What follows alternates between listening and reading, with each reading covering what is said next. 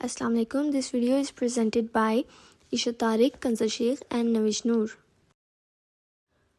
Final group project के लिए जो ऑर्गेनाइजेशन हमने चूज़ की है वो चिपोटले के नाम से एक रेस्टोरेंट है जो कि एक यूएसए बेस्ड रेस्टोरेंट है जिसको 2018 में एक बहुत बड़ा स्कैंडल फेस करना पड़ा था।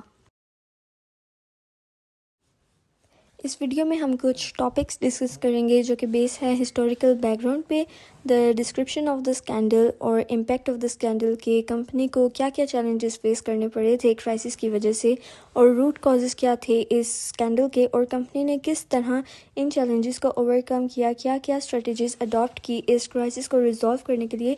और लास्ट क्वेश्चन जो है वो ओपिनियन बेस्ड क्वेश्चन है कि अगर हम कंपनी में होते तो हम किस तरह इस क्राइसिस को रिजॉल्व करते।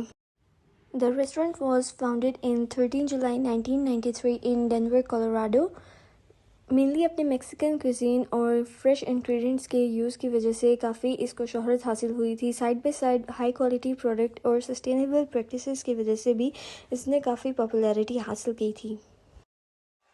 कंपनी का मिशन स्टेटमेंट था फूड विद इंटेग्रिटी, लेकिन यही मिशन स्टेटमेंट इनके लिए ऑपोजिट हो गई जब इनको 2018 में क्राइसिस फेस करना पड़ा था। Next point is the description of the scandal. 2018 में चिपोटले को एक क्राइसिस फेस करना पड़ा जो मेनली फूड कंटामिनेशन से एक वाइड स्प्रेड आउटब्रेक था ई कोलाई बैक्टीरिया का और नोरोवायरस का, जिसकी वजह से काफ़ी कस्टमर्स को फूड पॉइजनिंग की वजह से हॉस्पिटलाइज होना पड़ा था।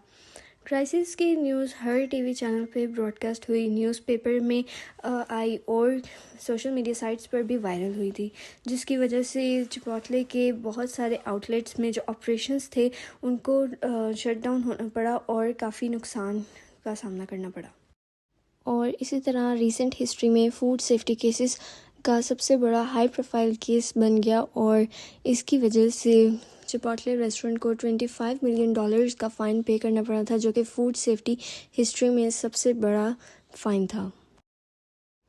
इस आउटब्रेक के majority of the cases Washington में रिपोर्ट हुए थे, लेकिन ग्रेजुअली ये आउटब्रेक टोटल 9 स्टेट्स में स्प्रेड हो चुका था, जिसकी वजह से बहुत सारे लोग hospitalize. Next is the impact of the scandal.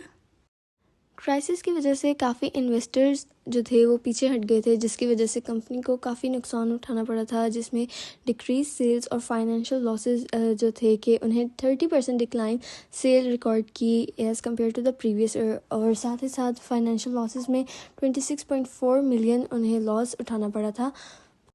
Root causes of the scandal. Major cause जिसकी वजह से क्राइसिस स्टार्ट हुआ था वो था पुअर फूड सेफ्टी मैनेजमेंट के। चिपोटले रेस्टोरेंट जो फूड सेफ्टी मैनेजमेंट में एक फेलियर साबित हुआ था और एम्प्लॉय की हाइजीन प्रैक्टिसेस में डेफिशिएंसीज थी और उनकी सप्लाई चेन मॉनिटरिंग में डेफिशिएंसीज की वजह से ये प्रॉब्लम अराइज हुई थी।